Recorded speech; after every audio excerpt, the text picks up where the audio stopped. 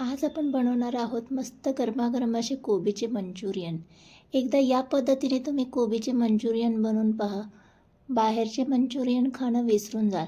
इतकी साधी simple recipe आहे आणि तेही अगदी घरगुती साहित्यामध्ये तयार होणारी. चला तर मग झटपट आपण रेसिपीला सुरुवात करूया. तर हे मंचुरियन बनवण्यासाठी आपल्याला अर्थातच लागणार आहे कोबी. तर कोबी आपल्याला 4 भागामध्ये कापून घ्यायचा आहे आणि इथे आपल्याला एका भांड्यामध्ये तो किसून घ्यायचा आहे. तुम्हाला हवा ना तर पातळ पातळ असा तो कोबी चिरूनही घेऊ शकता, पण त्यामध्ये बराच वेळ जातो, त्यामुळे मी किसणीने किसूनच घेतलेला आहे.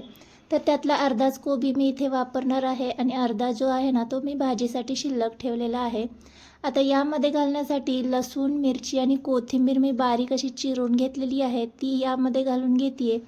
तुम्हाला हवं ना तर मिरची आणि लसूण पेस्ट करून यामध्ये तुम्ही ॲड करून घेऊ शकता.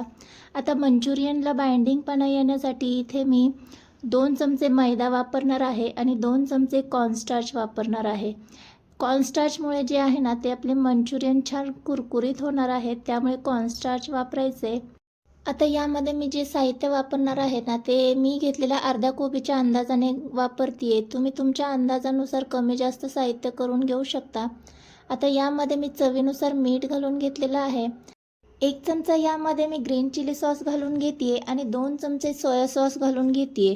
तुमच्याजवळ जर रेड चिली सॉस असेल ना तर तोही यामध्ये ॲड करून घेऊ शकता. आता 2 चमचे टोमॅटो केचप मी घालून घेते. बाहेर मिळणारे जे मंचुरियन आहेत ना त्यामध्ये फूड कलर ॲड केलेला असतो, तर आपण यामध्ये फूड कलर ॲड करणार नाही आहोत. तर सगळं छान आपल्याला एकजीव करून घ्यायचं आहे. आता हे चमच्याने काही मला नीटसं मिक्स करता येत नव्हतं, त्यामुळे इथे मी हातानेच छान असं एकजीव करून घेतलेलं आहे. तर इथे तुमच्या लक्षात आलंच असेल, अजिबात पाण्याचा वापर करायचा नाही आहे. तर असं ड्रायच आपल्याला मिश्रण तयार करायचं आहे. तर परफेक्ट झालं आहे. आता काय करायचं आहे, हाताला थोडंसं तेल लावून घ्यायचं आहे. इथे मी छोटे छोटे बॉल्स करते, त्यामुळे या स्वरूपात हाताला तेल लावून असे बॉल्स करून घेणार आहे. तुम्हाला हवं ना तर याचे भजीप्रमाणे देखील तुम्ही तेलामध्ये सोडून देऊ शकता.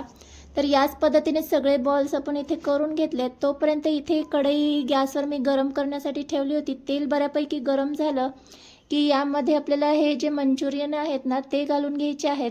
तेलामध्ये बसतील तेवढे मंचुरियन आपल्याला यामध्ये घालून घ्यायचे आहेत. जसे मंचुरियन घातले की गॅस मीडियम करायचा आहे आणि मीडियम गॅस करून आपल्याला हे आलटून पलटून छान गोल्डन कलर येईपर्यंत तळून घ्यायचे आहे. तर गरमागरम इथे आपले मस्त कोबी मंचुरियन तयार झालेले आहेत. कलरही खूप सुंदर आलेला आहे. तुम्हाला जर ग्रेव्हीमध्ये आवडत असेल ना तर तुम्ही ग्रेव्हीमध्येही करून घेऊ शकता, पण असेही खूप भन्नाट असे लागतात.